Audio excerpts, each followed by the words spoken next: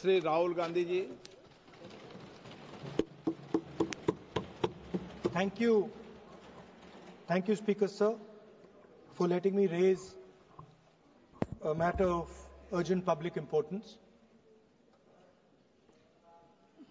Speaker Sir, it's a known fact that China is sitting on 4,000 square kilometers of our territory. I was shocked some time back to see that our Foreign Secretary was cutting a cake with the Chinese ambassador.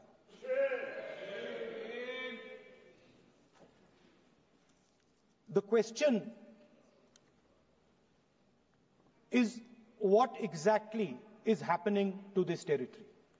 4,000 kilometre हैं, 4,000 kilometre China ने ले लिए हैं और हमारे foreign secretary उनके ambassador के साथ केक काट रहे हैं।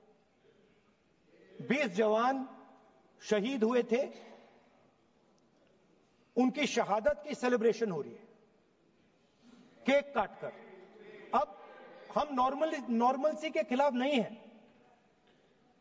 मगर नॉर्मलसी से पहले स्टेटस को होना चाहिए। हमारी जमीन हमें वापस मिलनी चाहिए। We should get our land back.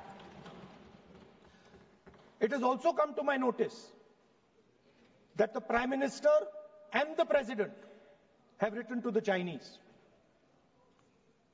We are not finding out from our own people. It is the Chinese ambassador who is telling the people of India that the Prime Minister of India and the President of India have written to them.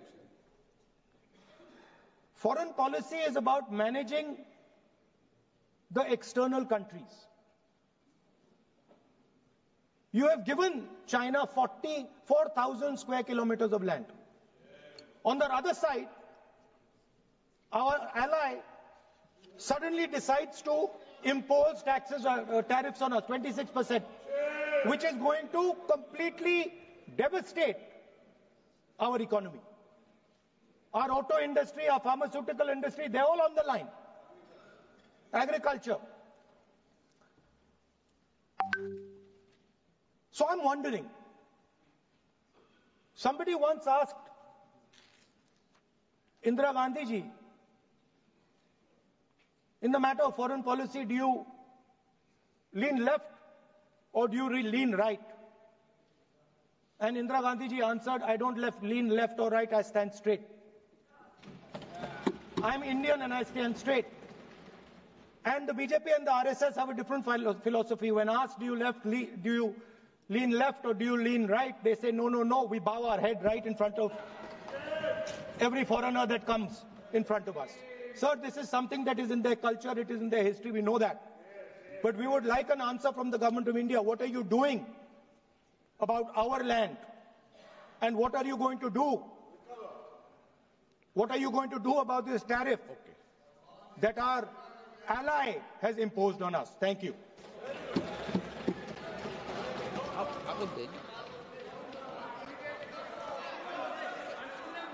PR Baluji. Thank you very much, sir. Some response from the ministry. Minister has to respond. Sir, yesterday. And we would like to. We would like it, but you're not. Sir, We would like to be a minister. When you are, you can answer. sir, yesterday, the state of Tamil Nadu, the Tamil Nadu Assembly has resolved a special resolution moved by the Honorable Chief Minister of Tamil Nadu, Thalapathy Thiru M.K. Stalin, wherein the unconstitutional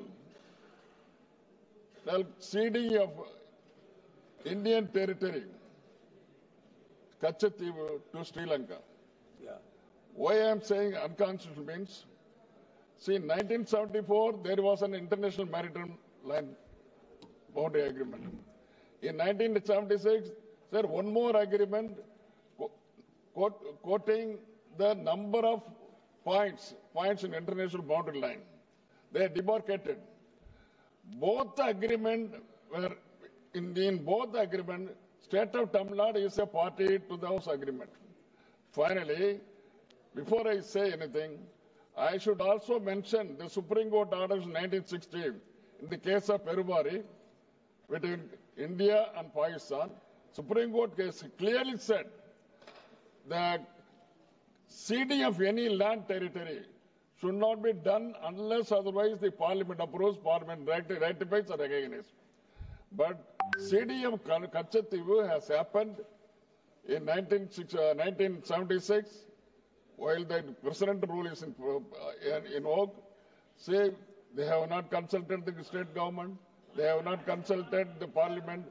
I mean, without the ratifying of the Parliament, this is unconstitutional. The Kachativu, which is the sole breadwinner and the area of fishing grounds of the state of Tamil Nadu is still unconstitutional. It should be retrieved by the honorable minister who are sitting there. They should intimate the Prime Minister of India, so our External Affairs Minister, so that it can happen quickly. Otherwise, it is unconstitutional. Still, it is lying unconstitutional. There is no Parliament sanction, sir. There is no Parliament ratification. So it is unconstitutional giving it to Sri Lanka, sir. So it has to be retrieved early.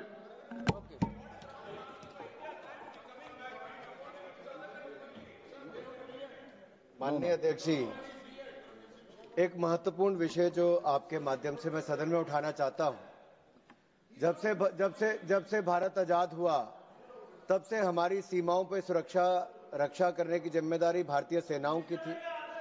ऐसी कौन सी मजबूरी थी जब excise चीन का area किसके समय वो चीन ने हथिया लिया? किसकी सरकार थी?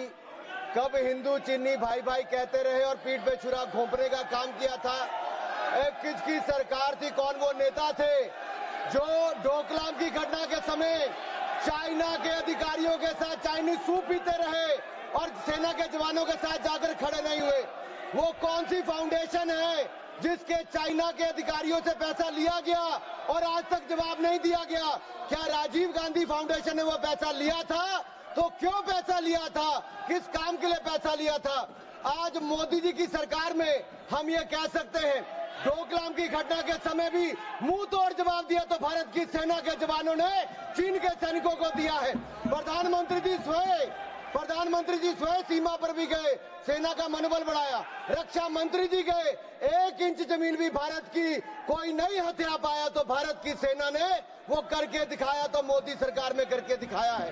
कुछ लोग चीन के साथ मिलकर झूठे आरोप लगाते हैं और अपनी राजनीतिक रोटियां सेकते हैं। ये केवल राजनीति करते हैं, इनको कुछ नहीं मिलने वाला। इनको जवाब देना होगा कि चाइना से राजीव गांधी फाउंडेशन ने पैसा क्यों लिया था। चंदन चौहान। धन्यवाद स्पीकर।